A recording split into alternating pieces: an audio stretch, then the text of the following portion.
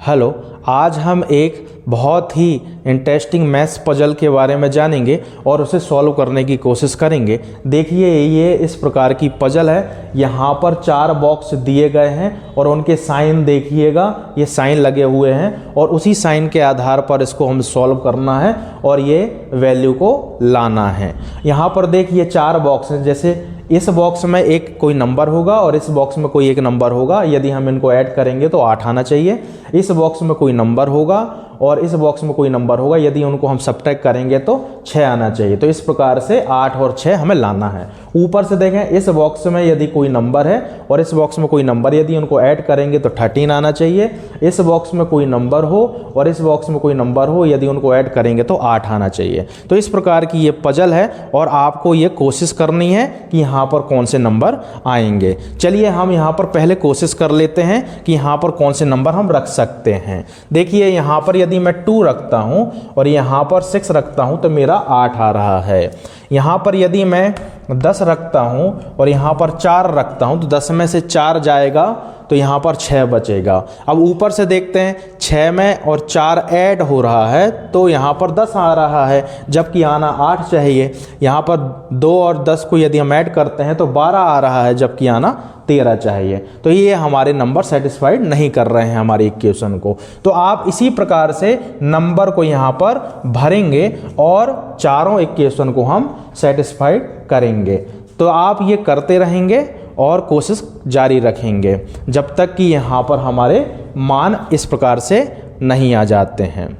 चलिए, इसको हम एक दूसरे तरीके से सॉल्व करेंगे कि हम यहाँ पर वो नंबर जानने की कोशिश करेंगे कि यहाँ पर नंबर कौन से आएंगे। तो इसके लिए सिंपल आपको क्या करना पड़ेगा, यहाँ पर कोई चर हम मान लेंगे कि इन बॉक्स में कोई चर है, कोई नंबर है। वो कौन सा नंबर है अब हम जानेंगे उसको। चलिए देखते हैं। तो मैं यहाँ पर ये मान लेता हूँ कि इस वाले बॉक्स में P और इस वाले बॉक्स में Q नाम का नंबर है, यहाँ पर R और यहाँ पर S नाम का नंबर। तो इस प्रकार से मैंने ये नंबर मान लिए कि यहाँ पर जो नंबर आएंगे तो वो इन के द्वारा ही प्राप्त किए जाएंगे। तो कैसे करेंगे, तो आप ध्यान से देखेंगे यहाँ पर हमारे पास 4 इक्वेशन बन रही हैं।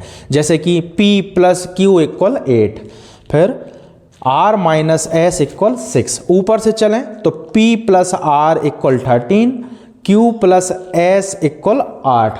तो यहाँ पर हमारे पास 4 इक्वेशन बन रही है और इन 4 इक्वेशनों को हम सॉल्व करके P, Q, R, S के मान निकाल लेंगे। चलिए हम निकाल के बताते हैं। तो यहाँ पर हम 4 इक्वेशन को किस प्रकार से लिखते हैं वो देखिए। हमारी पहली इक्वेशन हो गई P + Q = 8, R - S = 6।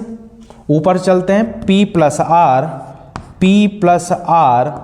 = 13, Q + S =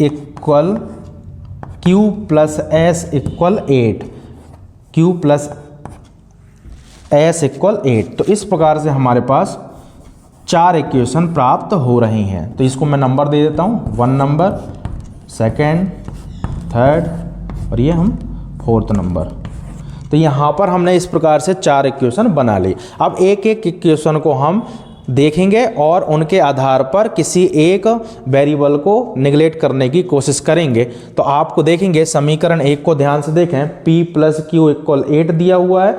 यहाँ पर 3rd वाले इक्वेशन को देखें, P + R = 13 है। यदि मैं समीकरण 1 को समीकरण 3 से सब्ट्रैक्ट कर दूंगा तो यहाँ पर P से P खत्म हो जाएगा। तो यहाँ पर हम समीकरण 1 और समीकरण 3 को लेते हैं। समीकरण 1 व 3 से, समीकरण 1 व 3 से दोनों समीकरण को हम लिखेंगे और दोनों समीकरण को लिखने के बाद इनको हम घटा देंगे। तो हमारे पास समीकरण है P + Q = 8, पहला समीकरण। और तीसरा समीकरण देखिए, P + R = 13, P + R = 13। इन दोनों समीकरण को हम घटा देते हैं। चलिए घटाते हैं। तो घटाने के लिए यहाँ पर माइनस साइन लगाएंगे और इनके साइन चेंज हो जाएंगे, ये माइनस हो जाएगा और ये भी माइनस हो जाएगा।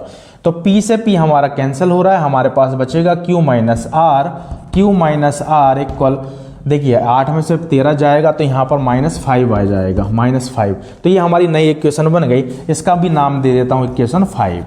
यहाँ पर इक्वेशन 5 हो गई।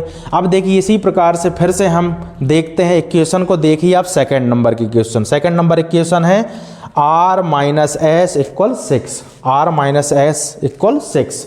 यहाँ पर r माइनस एस इक्वल 6 है। अब यहाँ पर r और s को निगलेक्ट करना है, तो ऐसी इक्वेशन देखिए जिससे निगलेक्ट हो जाए। हाँ, तो फोर्थ नंबर की इक्वेशन देखिए q प्लस एस दिया हो, तो यहाँ पर मैं इनको यदि ऐड कर दूंगी इक्वेशन को तो s से s कैंसिल हो जाएगा। तो मैं यहाँ पर समीकरण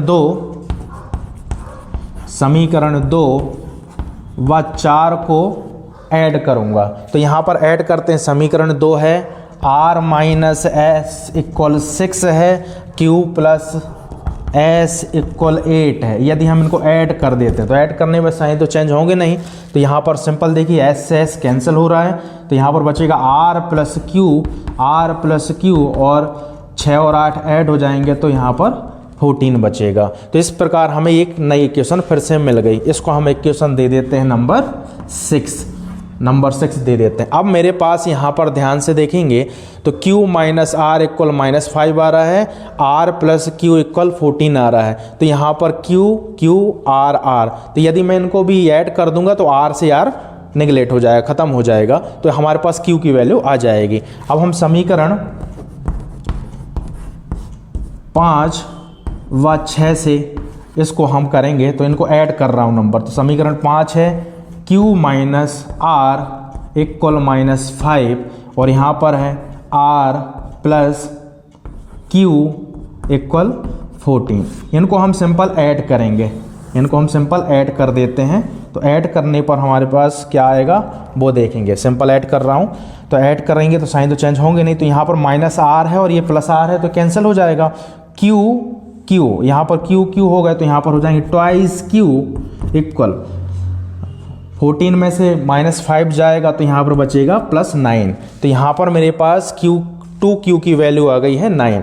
इसको सिंपल सॉल्व करते हैं तो 2q इक्वल 9 है, तो q इक्वल हो जाएगा 9/2, तो q की वैल्यू आ जाएगी 4.5। तो हमारे पास q की वैल्यू आ रही है 4.5, q की वैल्यू 4.5 आ गई। अब इसी प्रकार से देखिए q की वैल्यू आ गई है तो मैं यहाँ पर p की वैल्यू निकाल सकता हूँ। तो सिंपल इक्वेशन देखिए, पहला नंबर समीकरण 1 हमारे पास ये है कि p प्लस क्यू इक्वल 8, तो p प्लस क्यू इक्वल 8 है और q की वैल्यू निकाल चुका हूँ। p प्लस क्यू की वैल्यू है 4.5 इक्वल 8, तो phi की वैल्यू आ जाएगी 8 माइनस 4.5। तो यहाँ पर 8 में से यदि 4.5 जाते हैं तो हमारे पास बचेगा 3.5 मेरा p का मान आ रहा है। तो मैंने p और q की वैल्यू निकाल ली। अब मुझे किसकी वैल्यू चाहिए, r और s की। तो r और s की वैल्यू चाहिए है, तो मैं यहाँ पर देखूँगा इक्वेशन को हम थर्ड को देख लें और यहाँ पर इक्वेशन को हम फोर्थ को देख लें। तो यहाँ पर हमारे पास r और s की वैल्यू आ जाएंगी क्योंकि p और q की वैल्यू मुझे पता चल गई। तो समीकरण 3 से देखता हूँ मैं। समीकरण 3 देखिए क्या है हमारे पास, p प्लस आर इक्वल 13। तो यहाँ पर सिंपल हम p की वैल्यू रख देंगे, 3.5 आ रही है, तो यहाँ पर p की जगह में 3.5 प्लस r इक्वल 13। तो r इक्वल हो जाएगा 13 माइनस 3.5। इसको सॉल्व कर लेते हैं तो मेरे पास r की वैल्यू हो जाएगी, देखिए 13 में से 3.5 जाएगा तो 9.5 आएगा, यहाँ पर 9.5 आ जाएगा। तो मेरे पास r की वैल्यू भी प्राप्त हो गई। अब हमें किसकी वैल्यू निकालनी है, सिंपल अब हमारे पास वैल्यू s की निकालनी है। तो इक्वेशन हम फोर्थ को ले लेते हैं समीकरण 4 से। अब समीकरण 4 देखिए हमारे पास है q प्लस एस इक्वल 8। तो यहाँ पर हम s की वैल्यू निकालेंगे q की वैल्यू पुट करके। तो यहाँ पर q की वैल्यू कितनी है, 4.5 प्लस s इक्वल 8।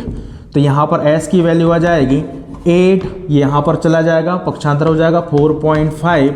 तो s की वैल्यू देखिए 8 में से 4.5 जाएगा तो मेरे पास आ जाएगा 3.5। तो इस प्रकार से मैंने चारों वैल्यू निकालनी है। अब मैं यहाँ पर चेक करूँगा कि मेरा ये पजल सेटिस्फाइड हो रहा है कि नहीं हो रहा है। तो चलिए मैं एक एक करके देखता हूँ।